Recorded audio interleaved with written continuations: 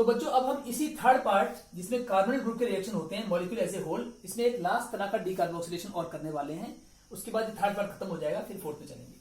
तो इसमें कौन सा कर रहे हैं, कॉल्बेज इलेक्ट्रोलाइटिक रिडक्शन या कॉल्बेज इलेक्ट्रोलाइटिक डीकार्बोक्सिलेशन, दोनों में से कुछ भी कह सकते हैं। कैसे होगा देखिए, इसका पहला पार्ट तो सेम होगा जैसे पहले एक बार किया था। RCOH कार्बोक्सिलिक एसिड है, इसमें अगर आप सोडियम हाइड्रोक्साइड से रिएक्शन पहले भी कर चुके थे, फर्स्ट वाली कैटेगरी में भी ऐसा रिएक्शन किया था, तो इससे क्या बना था देखो, इससे बना था RCONA। ये रिएक्शन आप इसमें कर चुके हो पहले, RCONA सोडियम कार्बोक्साइड। आप यहां चाहो तो QH भी ले सकते हो, तो यहाँ क्या आ जाएगा और कुछ नहीं, और प्लस H और OH वाटर निकलेगा। दो चीजें बन रही हैं, सोडियम कार्बोक्सिलेट बन रहा है और प्लस वाटर बन रहा है। ठीक है भाई। अब ये जो इसमें RCO माइनस होता है, Na प्लस होता है, ये पानी में घुला पड़ा है। उसके लिए हम एक बीकर दिखाएंगे। हमारे पास एक बीकर है या कोई भी कंटेनर है, उसमें हमने कुछ इलेक्ट्रोड्स लगा दी। सिंपल वे में दिखा रहा हूं, एनोड और कैथोड लगा दी। A for anode, C for cathode. Anode पे होता है ऑक्सीडेशन, कैथोड पे होता है रिडक्शन। और यहाँ पे हमने वायर लगा दी। सिंपल वायर लगा दी तो बात अलग होती है, लेकिन यहाँ हमने क्या लगा दिया, एक बैटरी लगा दी। बैटरी में एनोड पॉजिटिव है और कैथोड नेगेटिव है। ये हम इलेक्ट्रोलाइटिक सेल बना रहे हैं, इसलिए इसमें यहाँ पॉजिटिव लेंगे एनोड को। आमतौर पर एनोड नेगेटिव होती है, कैथोड पॉजिटिव जब इलेक्ट्रोकेमिकल सेल होता है, लेकिन इलेक्ट्रोलाइटिक सेल है क्योंकि यहाँ बैटरी लगाई गई है। एक्सटर्नल बैटरी हो तो इलेक्ट्रोलाइटिक सेल है, करंट देकर रिएक्शन करवाया जा रहा है, तो यहाँ एनोड पॉजिटिव है। अब क्या होगा, एनोड पे ऑक्सीडेशन तो हमेशा होगा। कैसे होगा आओ उसको देखते हैं। कि सबसे पहले ये पानी है इसके अंदर, तो ये पानी इसको तोड़ देगा। RCO माइनस और Na प्लस अलग हो जाएंगे। RCOO माइनस और Na प्लस टूटकर अलग हो गए भाई। और वाटर में से भी H प्लस और OH माइनस, H प्लस और OH माइनस अलग हो गए। ये माइनस वाले पार्ट जो है ये प्लस की ओर आ गए, पॉजिटिव इलेक्ट्रोड की ओर, और पॉजिटिव वाले माइनस वाले इलेक्ट्रोड की ओर चले जाएंगे, ऑपोजिट में खींचेंगे। अब क्या होगा, यहां पर होगा ऑक्सीडेशन, तो लिख रहे हैं एट एनोड पे होगा ऑक्सीडेशन। कैसे होगा, किसका, इन दोनों में किसी एक का ही हो सकता है। आपने पढ़ा इलेक्ट्रोकेमिस्ट्री में कि किसी एक का होता है, जिसका इलेक्ट्रोड पोटेंशियल ज्यादा होता है उसका ऑक्सीडेशन होता है, और जिसका रिडक्शन पोटेंशियल ज्यादा होता है उसका रिडक्शन होता है, और जिसका रिडक्शन पोटेंशियल कम होता है उसका ऑक्सीडेशन होता है। तो इन दोनों में इसका ऊपर वाले का रिडक्शन पोटेंशियल कम है, इसलिए इसका होगा ऑक्सीडेशन, और इन दोनों में रिडक्शन पोटेंशियल इसका ज्यादा है, इसलिए इसका होगा रिडक्शन। तो कुल मिलाकर कार्बोक्सिलेट का होगा ऑक्सीडेशन। RCOO माइनस था, इसका ऑक्सीडेशन कैसे होगा, इससे बनेगा RCOO बनेगा और प्लस इलेक्ट्रॉन निकल जाएगा, ये माइनस चार्ज इलेक्ट्रॉन फॉर्म में चला गया। यदि ये दो मॉलिक्यूल लेंगे तो यहाँ भी 2 मोल और यहाँ भी 2 मोल लेंगे। अब ये जो है अनस्टेबल होता है, अनस्टेबल है तो टूट जाएगा, अगले स्टेप में टूटेगा, RCOO टूट जाएगा, तो 2 R अलग हो जाएंगे, RR, और ये 2 CO2 भी, मतलब CO2, 2 CO2 गैस बनके निकल जाएंगे। ये हम लास्ट में दिखा देंगे। ये दोनों ही रिएक्शन कहां हो रहे हैं, एक के बाद एक एनोड पे हो रहे हैं। तो एनोड पे टोटल रिएक्शन क्या हो रहा है, इनको ऐड कर दो, ये और ये कट जाएगा, और यहां पे आ जाएगा 2RCOO माइनस से मिल रहा है RR, और प्लस ये मिल रहा है 2CO2 प्लस 2 इलेक्ट्रॉन्स। ये इक्वेशन नंबर 1 कह दी। ये एनोड पे टोटल रिएक्शन हो रहा है, ये एनोड का रिएक्शन है, ये सब कुछ एनोड पे हो रहा था, तो टोटल रिएक्शन लिख दिया। अब हम कैथोड पे भी देखेंगे, कैथोड पे क्या हो रहा है, लिखें एट कैथोड, वहां होना है रिडक्शन। किसका रिडक्शन होना है बता चुके हम, हाइड्रोजन का, क्योंकि इसका 0 होता है रिडक्शन पोटेंशियल और सोडियम का नेगेटिव होता है, तो बड़ा किसका, वो हाइड्रोजन का। H प्लस जो होगा वो एक इलेक्ट्रॉन लेगा, इलेक्ट्रॉन का लेना ही रिडक्शन होता है, गेन ऑफ इलेक्ट्रॉन। वहां लॉस ऑफ इलेक्ट्रॉन था ऑक्सीडेशन, यहाँ गेन ऑफ इलेक्ट्रॉन। इससे बनेगा X0, ऑक्सीडेशन 0 आ जाएगी। यदि मैं जहां 2 लेता हूं और यहाँ इलेक्ट्रॉन भी अगर मैं 2 लेता हूं, क्योंकि वहां से 2 ही आ रहे हैं, तो यहाँ बन जाएगा H2 गैस। अब इसको मैं यहाँ पे कुछ एरो नहीं लगाती, सेकंड इक्वेशन कह रहा हूं। ये है एनोड की कुल इक्वेशन, ये है कैथोड की टोटल इक्वेशन। तो इन दोनों को अगर फिर से ऐड कर दें तो आएगा ओवरऑल रिएक्शन, कुल रिएक्शन, ओवरऑल रिएक्शन करो ऐड।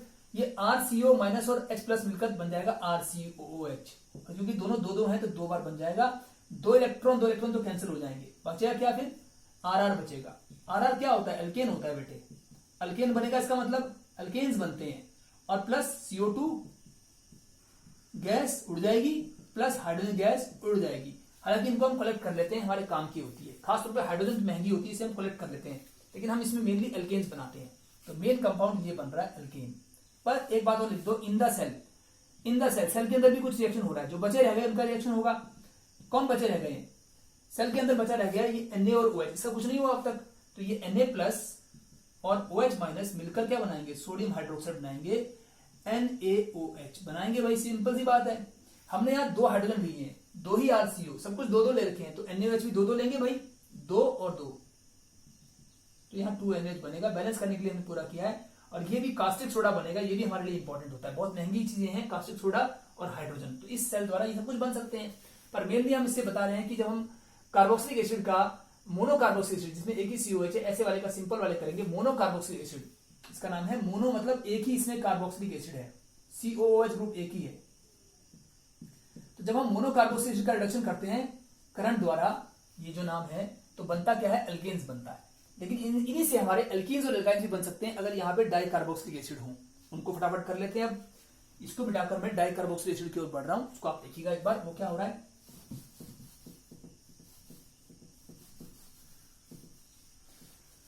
अगर आपको जो मैं आगे करने जा रहा हूं उसमें कोई भी डाउट हो तो आप इस वाले देखोगे। जो ए पार्ट किया था मैंने, ये जो अभी किया था ये ए पार्ट था मोनोकार्बोक्सिलिक एसिड से। अब मैं कर रहा हूं बी पार्ट डाइकार्बोक्सिलिक एसिड से। इसमें जो करूंगा मैं बी पार्ट या सी पार्ट में, उसमें जो मेथड है वो सेम ए मेथड का ही, ए का तरीका है।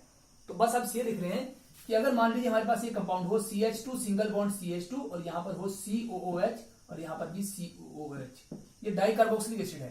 तो बी पार्ट में हम कर रहे हैं डाइकार्बोक्सिलिक एसिड से। आप यहां लिख दो from dicarboxylic acid, B part. पहले बार लिख देना फ्रॉम मोनोकार्बोक्सिलिक एसिड, तो इसमें डाइकार्ब मतलब 2-2 COH ग्रुप है। अब इसका नाम भी कुछ होता है, इसका नाम है सक्सिनिक एसिड। सक्सिनिक एसिड से कर रहे हैं। पहले स्टेप में आपको पता है टूटेगा।